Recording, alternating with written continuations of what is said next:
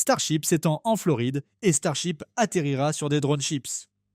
Remarquez-vous le lien commun entre ces deux évolutions? Toutes deux nécessitent un système de transport dédié.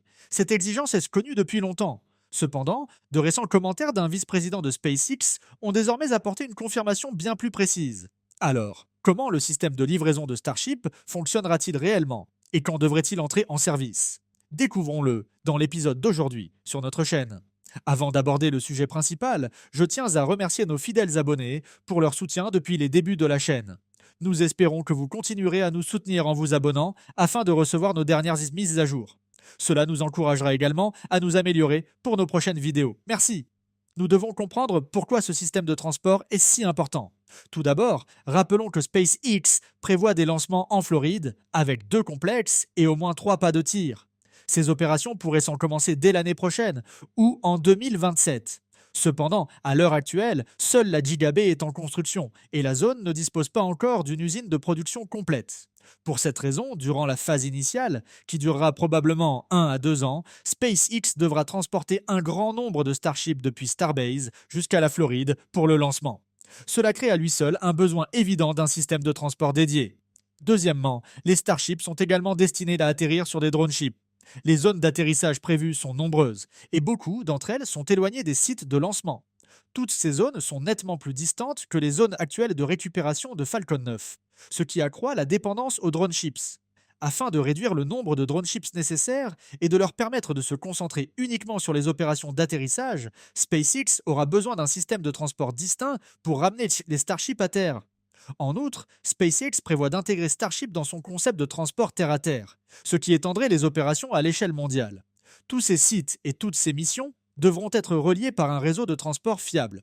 Compte tenu de ces besoins, un système de transport devient absolument essentiel.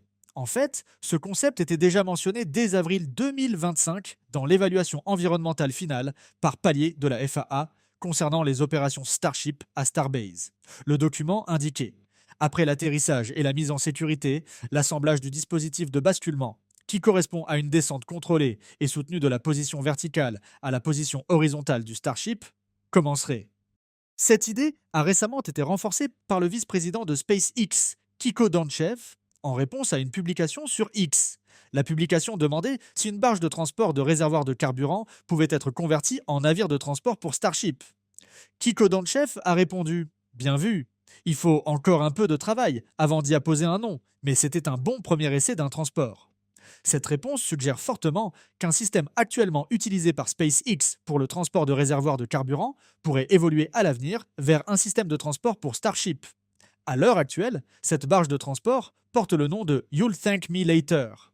Toutefois, SpaceX prévoit encore de tester ses capacités avant de l'utiliser directement pour le transport de Starship. Comme vous l'avez peut-être remarqué, Kiko Dantchev a également indiqué qu'il n'avait pas encore trouvé de nom pour ce navire de transport. Nous savons tous que les véhicules SpaceX comme Dragon ou les drone ships portent souvent des noms mémorables. Si vous avez des suggestions, partagez-les dans les commentaires. L'une d'entre elles pourrait même être choisie par SpaceX. Plus tôt cette année, Kiko Dantchev a donné une explication plus détaillée de ce système. En septembre, il a déclaré sur X: même si cela aurait certainement un aspect assez spectaculaire, nous prévoyons de basculer à l'horizontale à la fois le booster et le ship pour le transport de Starbase vers le Cap. Les livraisons initiales concerneront un seul booster ou un seul ship par voyage, avec l'objectif de passer à plusieurs véhicules par transit plus tôt que tard. You'll thank me later. Cela décrit clairement l'itinéraire de transport entre Starbase et le Cap Canaveral. Durant la phase initiale, SpaceX transportera un booster ou un ship par trajet. Avec le temps, afin d'améliorer l'efficacité, un seul navire de transport sera capable d'emporter plusieurs véhicules à la fois. Cela fixe les attentes. Alors, à quoi ressemblera concrètement la méthode de transport? Du point de vue de l'efficacité spatiale, un transport vertical, similaire à celui de Falcon 9, serait idéal. Cependant, Starship ne dispose pas de jambes d'atterrissage. Plus important encore, le transport océanique sur de longues distances est fortement influencé par la météo et l'état de la mer, ce qui rend le transport vertical extrêmement risqué. Par conséquent, le transport horizontal est l'option la plus raisonnable et la plus fiable. Cette approche nécessite davantage d'espace, ce qui la rend moins efficace, mais elle améliore considérablement la sécurité pendant le transit. Cela conduit à la question suivante. À quoi ressemblera le navire de transport de Starship? Ressemblera-t-il aux drone ships de Falcon 9? Les drone ships de Falcon 9 sont longs et relativement ouverts, avec une grande zone centrale d'atterrissage et des systèmes de support principalement situés aux extrémités.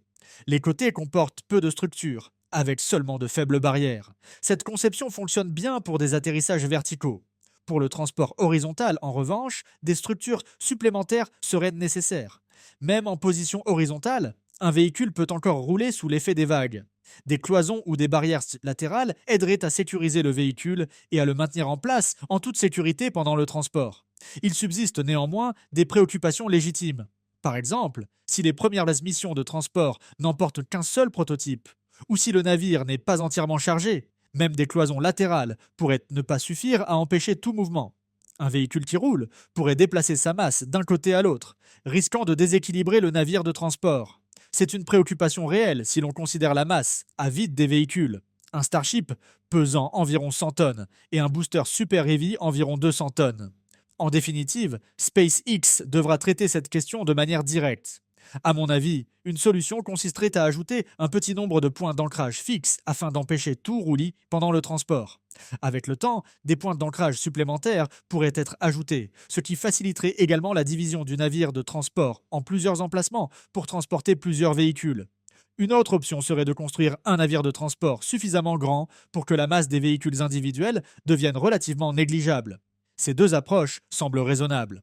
En ce qui concerne la taille globale, ce navire de transport devra probablement être très grand, en particulier s'il est conçu pour transporter plusieurs véhicules à l'avenir. Son échelle pourrait être énorme, potentiellement comparable à celle d'un porte-avions. C'est un concept impressionnant à imaginer. Avec un tel système en place, on peut s'attendre à une activité de transport fréquente le long de la route entre Starbase et la Floride. Si les opérations commencent l'année prochaine, chaque navire de transport pourrait effectuer environ 5 à 6 voyages par an, transportant environ 3 paires de prototypes. Les années suivantes, ce chiffre augmenterait probablement de manière significative, compte tenu d'un temps de transit moyen de 4 à 7 jours dans chaque sens, soit environ 2 semaines pour un aller-retour, plus 1 ou 2 jours pour le chargement et le déchargement. Ce niveau d'opération est tout à fait soutenable.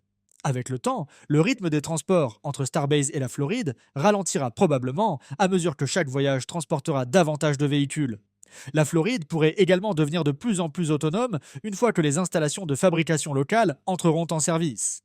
Même dans ce cas, le système de transport continuerait de soutenir les atterrissages sur drone ships, permettant des dizaines de missions de transport chaque année. Cela nous amène à la question que beaucoup d'entre vous attendent. Quand ce système deviendra-t-il opérationnel? Étant donné que le concept existe depuis un certain temps et que SpaceX teste déjà des navires de transport via les livraisons de réservoirs de carburant, il est raisonnable de s'attendre à ce que les premières opérations de transport de Starship commencent d'ici le milieu de l'année prochaine. D'ici là, SpaceX devra acquérir des navires de transport et effectuer les modifications et améliorations nécessaires. Ce calendrier correspond également aux attentes concernant la mise en service de la plateforme Starship de LC-39A. Alors, avez-vous hâte de voir ce système entrer en service? Dites-le nous en commentant, faisons-le. Et n'oubliez pas d'aimer cette vidéo et de vous abonner à la chaîne pour continuer à suivre le parcours de SpaceX. Nous avons évoqué tous les aspects positifs. Cependant, il est important de rappeler que le chemin vers cet avenir, même après la mise en service du système, restera semé de défis. Tout d'abord, il y a la question de l'acquisition de plateformes adaptées. Le nombre requis sera important. Par exemple, le transport entre deux régions à lui seul nécessitera au minimum 2 navires de transport.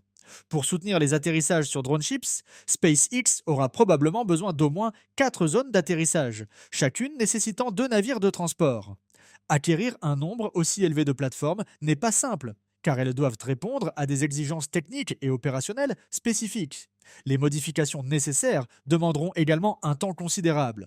Pour cette raison, il est raisonnable de s'attendre à ce qu'environ 2 navires de transport seulement soient disponibles la première année, principalement pour soutenir le transport de Starship entre deux régions. La flotte de transport s'étendrait ensuite progressivement au cours des années suivantes. Ensuite, le transport lui-même pose des défis, car il se déroule dans des zones très fréquentées. Comme mentionné dans un épisode récent consacré aux atterrissages de drone ships à terre, des régions telles que les entre la Floride et le Texas, ainsi que l'océan Atlantique, l'océan Indien et l'océan Pacifique sont toutes des corridors maritimes extrêmement fréquentés.